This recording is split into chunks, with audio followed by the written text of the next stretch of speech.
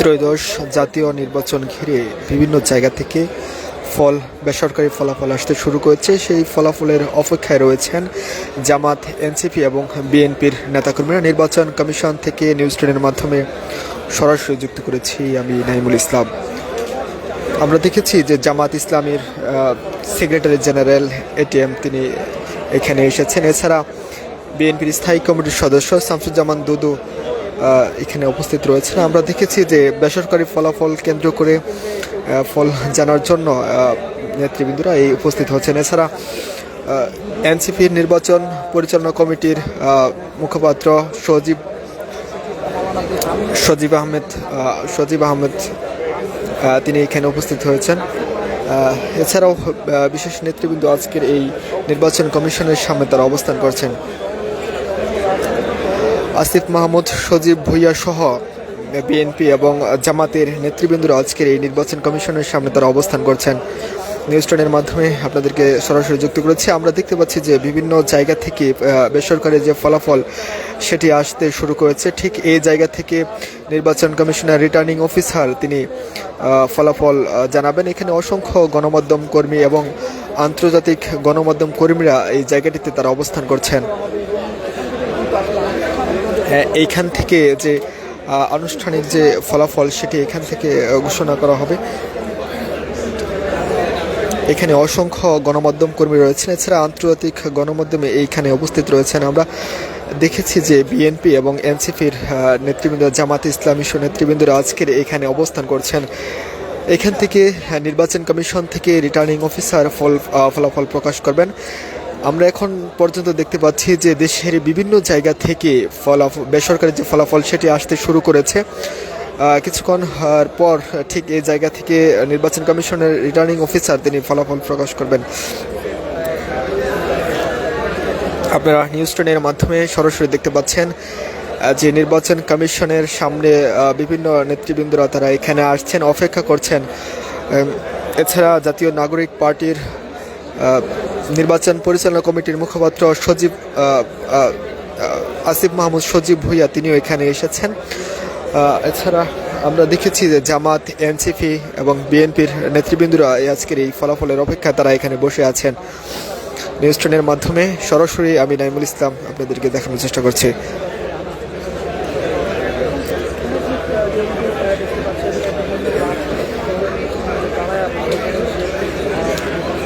আমরা যদি আপনাদেরকে বলে রাখতে চাই, জামাতের সেক্রেটারি জেনারেল, এছাড়া বিএনপির স্থায়ী কমিটির সদস্য শামসুজ্জামান দুদু সহ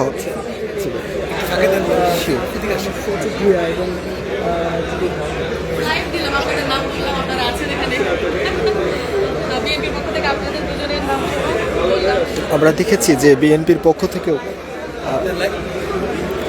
এসেছেন বিএনপির ভাইস চেয়ারম্যান শামসুজ্জামান দুদু তিনি এখানে উপস্থিত রয়েছেন। এছাড়া বিভিন্ন বিএনপির নেতৃবৃন্দরা আজকে এখানে এসেছেন। আমরা দেখেছি যে এনসিপির নির্বাচন পরিচালনা কমিটির মুখপাত্র আসিফ মাহমুদ সজীব ভুইয়া তিনি এখানেও এসেছেন।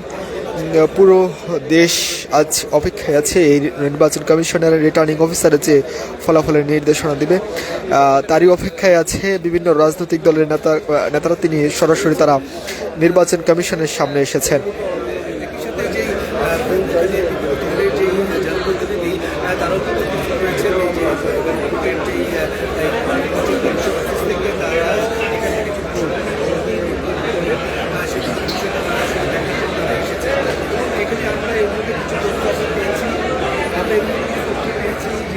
এছাড়া আমরা দেখেছি যে আন্তর্জাতিক গণমাধ্যমগুলো এবং দেশীয় গণমাধ্যম আজকে এখানে ফলাফলের অপেক্ষায় আছেন। ঠিক আপনারা এখান থেকে রিটার্নিং অফিসার যখন ফলাফল ঘোষণা করবে জানাবে, তখন সারা দেশে এই গণমাধ্যম কর্মীদের দ্বারা এই ফলাফলটি জানিয়ে দেওয়া হবে। অনেক টেলিভিশন আছে তারা এখান থেকে সরাসরি সম্প্রচার করবে।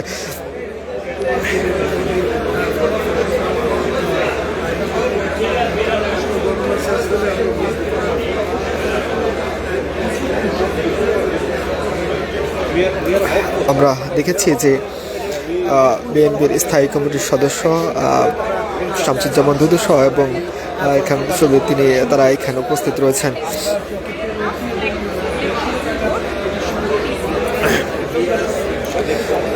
অসংখ্য দেশি এবং আন্তর্জাতিক গণমাধ্যম এখানে আছেন।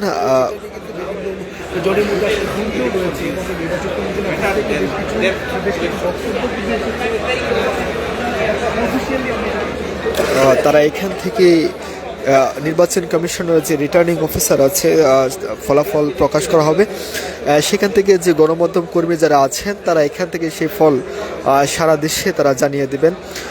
এছাড়া আন্তর্জাতিক গণমাধ্যম এবং ইউরোপীয় ইউনিয়নের পর্যবেক্ষণ দলের যারা আছেন তারাও এই নির্বাচন কমিশনের সামনে তারা অবস্থান করছেন।